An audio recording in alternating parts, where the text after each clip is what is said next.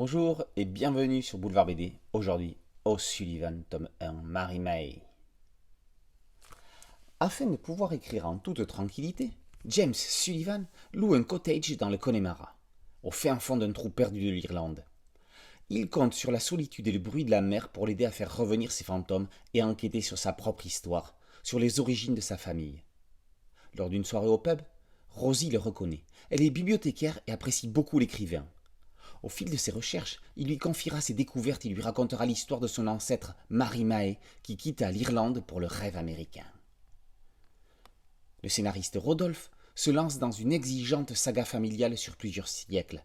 Le délicat jeu de séduction entre la lectrice et l'auteur lui permet d'éviter de tomber dans le côté livre illustré par d'interminables cartouches, et justifie la narration et aère le récit.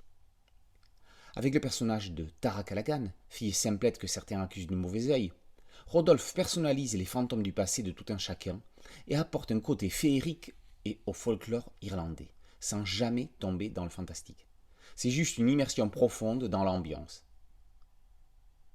Hasard des publications, alors que Vanco Vinsclave, ancêtre de l'Argo Winch, quitte les Balkans pour l'Amérique dans la fortune des Vinsclave chez Dupuis, Mary May fait le même voyage à quelques années près dans O'Sullivan chez Delcourt, mais dans des conditions bien plus sommaires.